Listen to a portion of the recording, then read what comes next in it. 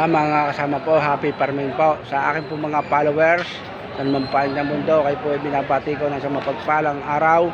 Nawa po ay gabayan kayo ng ating mahal na Panginoon Diyos sa lahat po ng mga magkakalabaw. Yan, na patuloy na sumusubaybay sa akin, patuloy na dinadagdagan pa ang mga nagpapalo, paramiho ng padami. Yan, nandito po ako ngayon sa Padre Garcia, Batangas. May June 6, 2025 po para kumuha po ng update dito sa mga kalabawan. Yan po, makita po ninyo ngayon ang kalabawan. Ito po sa mga hindi pa nakakaalam, dito po sa Padre Garcia, Batangas. Ito po yung pambansang kapital, pamilya ng mga hayop. Especially po mga kalabaw, baka, mga alagay, mga katayang baka, kabayo, kambing, manok, at halos lahat na pong hayop. Napakalawak, napakalaki po itong pamilyang ito, pambansang ito. Ito po ang isa sa number 1 nagkukunan ng source of income ng bayan ng Padre Garcia. At ito po ay sikat sa buong Pilipinas, kilala yan. Iniikot na ho natin ito, itong pamilyang ito ng kalabaw. Makikita ho ninyo yan. Pakalawak yan. Yan po ninyo. Yan si tatay ho, may binibinta, hawak ang dokumento. Tatay! Nabili na boss. Nabili na, wow.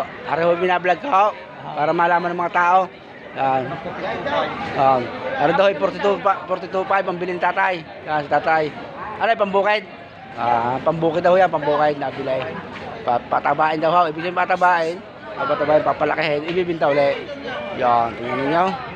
Ganito ho ang hanap buhay dito ng mga tao dito sa Batangas, sa mga bubukid. Pag may pera sila, bumibili silang hayop, pinapalaki nila, pinapataba nila. Tapos pag tutubo na, yung pinagbibili nila. Pero ang pag-aalaga ho ng hayop talagang tiyagaan lamang yan. Yan po ay mahirap na alaga, mahirap na hanap buhay. Hindi ho pwede din ang tamad. At malulugi ho kaya pag tamad. Tiyaga lang ho. Dito ho sa Batangas ang hayop nakakulong. Hindi sariling tirahan, kwadra. Hindi katulad sa ibang lugar na basta lang nakatali. Makita yan. Ito yung mga nabili ho itong mga katayin. Every Friday naman po nandito ako. At every Friday kumukuha po ako ng update.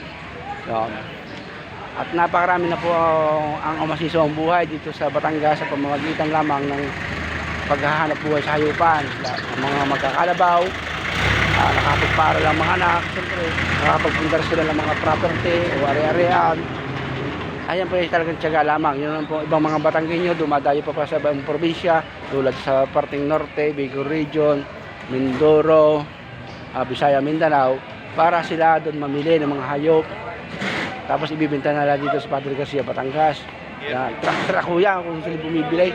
Makita naman ho ninyo. Nakatuwa naman ho ay.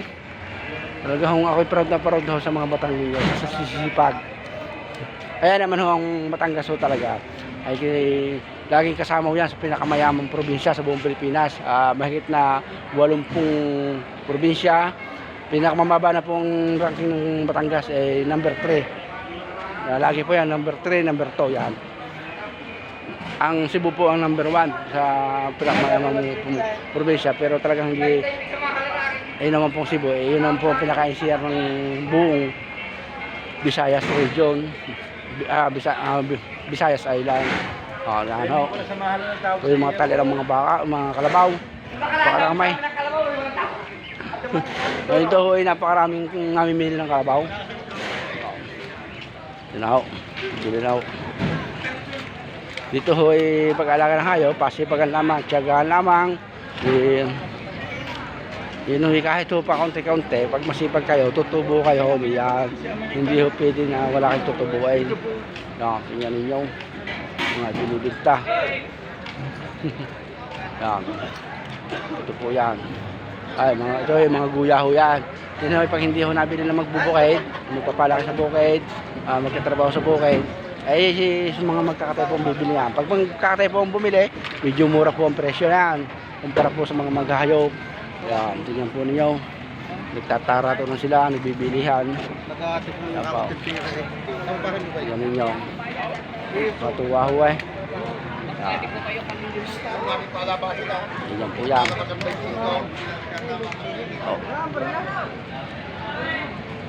Makita po ninyo. Tulad po nito, mga kalabaw ito, pagod na yan. Malalayong po probinsya, pinanggalingan na yan. O yan, katulad po nun, naroon pa ang mga kalabawan doon sa building na yun. Yun ho'y nabili na ng mga negosyante, kaya ganoon. Ating uuliin. O. Yan, tingnan ninyo. Ayan, tingnan ninyo yung mga kalabaw. Uuliin natin yan. Minsan hindi ho natin mapasok yung ibang location at siksikan sa mga hayop. Panoorin yung mamaya yung kabuuan yung makukuha ng camera itong kalabawan yan. Panoorin nyo yung kalabawan ihaw yan. Nakikita natin yan. Makikita naman ninyo ako.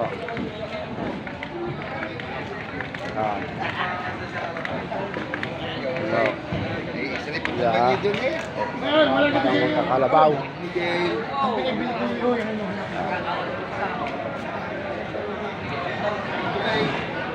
Marami kalabaw.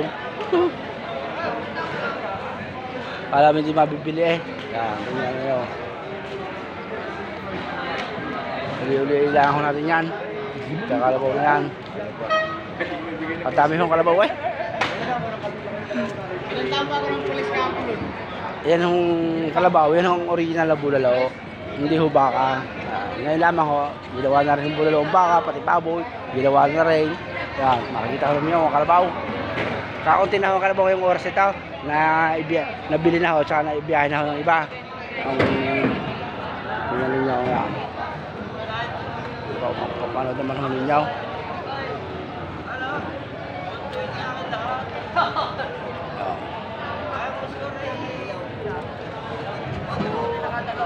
Sa dito ho, tiyaga lamang ho. Panoorin niyo ng ayos. Iniikot-ikot ho natin para makita.